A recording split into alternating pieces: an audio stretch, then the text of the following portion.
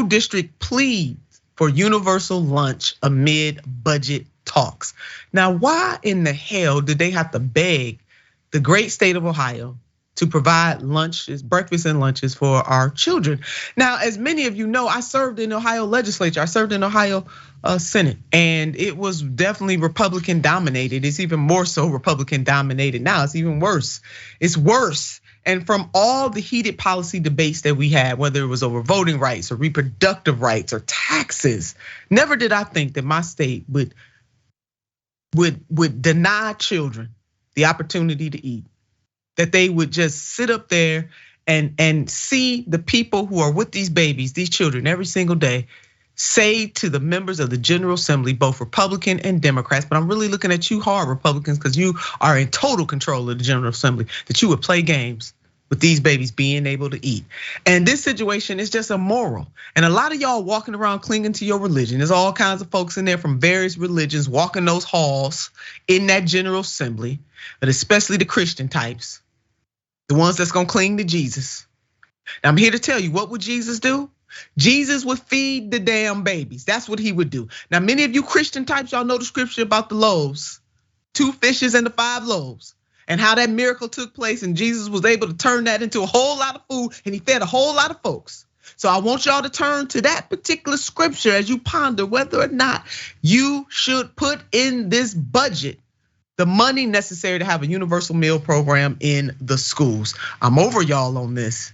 Now we're gonna fight, we're gonna do the dance on this. Lord have mercy, I wish I was down there in that legislature, but I can jump into my vehicle and be down there in a New York minute to raise all kinds of hell, and I just might do that. Let's paint this picture here. Daryn Guarino had to tell a 6-year-old girl she couldn't eat lunch at Athens County's Alexander's local school district. Guarino spent his days creating recipes, building menus, and serving food to the students. But his job isn't so enjoyable on Wednesdays, because you know what? On Wednesdays, sisters and brothers and family and friends, Guarino got to tell students they can't eat.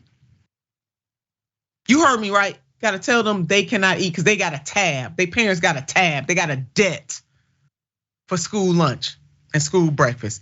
Not making this stuff up, happening in the United States of America, and unfortunately happening in my state. Now, according to a Baldwin Wallace poll, this is a university, of parent priorities, universal breakfast and lunch programs are highly supported by parents. Findings in the study showed that 46% of parents said their child ate a free lunch at school 5 days a week.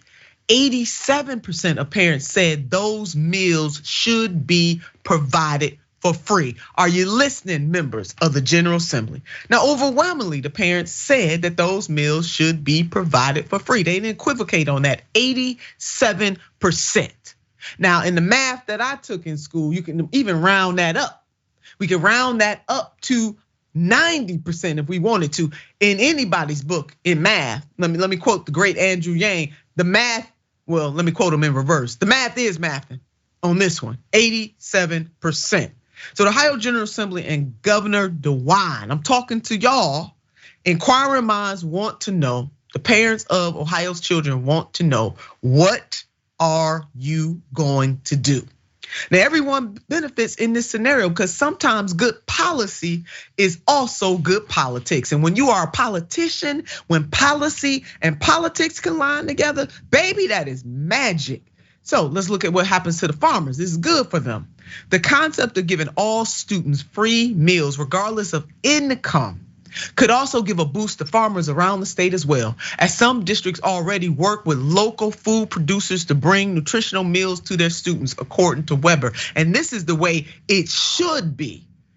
We should tie those two things together and bring locally farmed and sourced foods into these schools all over the great state of Ohio and have a win-win-win-win. And while we win and keep on winning on this.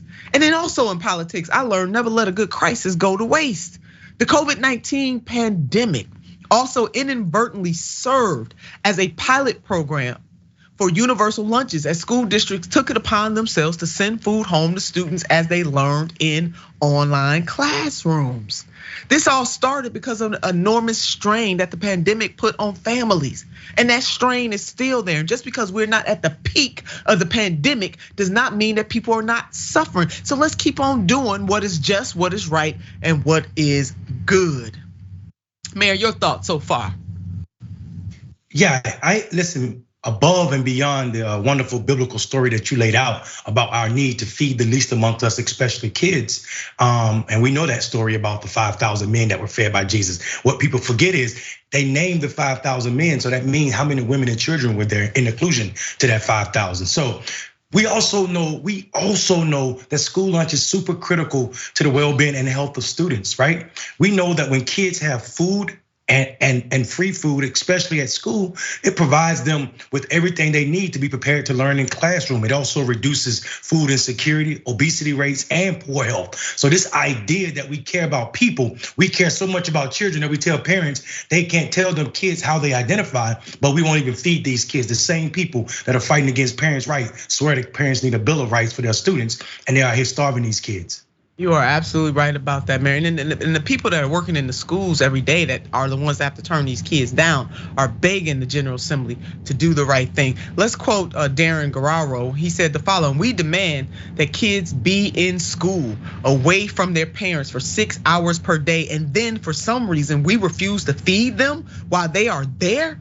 To combat the pride gap and the stigma, it would be better to require all families to apply for assistance regardless of income level." And Guarino, he works for the Athens County Alexander local school district. And I totally 100% agree with this: universal meals, regardless of zip codes in the great state of Ohio. And